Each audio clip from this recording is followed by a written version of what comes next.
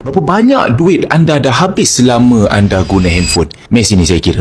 Katakanlah anda bayar hanya RM50 saja sebulan, maka setahun anda dah habis RM600. Maknanya selama anda guna handphone 10 tahun, anda sebenarnya dah habis RM6,000 semata-mata kerana call dengan data aja. Berbaloi ke? Saya kenalkan, ini adalah SIM card Tun Wow. SIM card ini dikuasakan oleh Celcom Digi. Anda nak kekal nombor lama boleh, nak pakai nombor baru pun boleh. Kalau anda guna SIM card sekarang, anda dapat call dengan data aja. Lebih baik anda pakai SIM card Tun Wow. Anda dapat call, data anda guna tak habis, boleh bawa ke depan. Kemudian anda dapat takaful kemalangan lagi RM30,000 percuma. Dapat hibah lagi RM4,000 percuma. Takaful ni anda tak payah bayar caruman pun tiap-tiap bulan. Anda dapat percuma saja sehingga 75 tahun. Kemudian anda dapat point. Point ni anda boleh berbelanja balik beli barang. Coverage pun Celcom Digi. Coverage paling luas dekat dalam Malaysia. Internet high speed 4G 5G guys. Nak tahu tak sebenarnya berapa banyak data anda guna sebulan? Mari saya tunjukkan. Anda pergi ke setting, klik dekat data usage. Bila anda tengok, rupanya anda guna data tak sampai pun 50 gig sebulan. Sebenarnya, rakyat Malaysia ni purata mereka menggunakan data sebulan sebanyak 25 hingga 35 gig je. Dalam Tun Wow, RM35 saja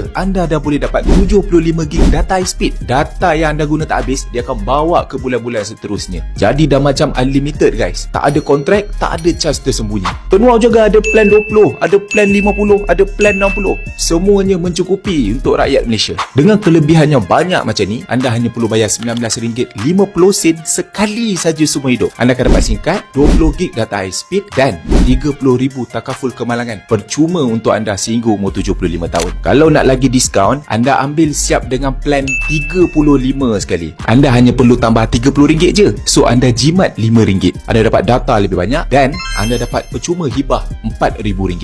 Anda nak lagi jimat? Guna handphone free je lah. Anda perkenalkan SIM card ini kepada orang lain, maka anda akan dapat cashback 10%. Cuba anda pilih. Anda terus bayar setiap bulan, tapi anda dapat call dengan data aja, ataupun anda bayar yang sama juga, anda dapat call dengan data, tapi anda dapat extra data tak habis bawa ke depan. Takaful kemalangan RM30,000, hibah RM4,000, point untuk belanja dan cashback seumur hidup. Mana yang anda pilih? SIM card sekarang ke ataupun SIM card Tun Wow? Cuba komen.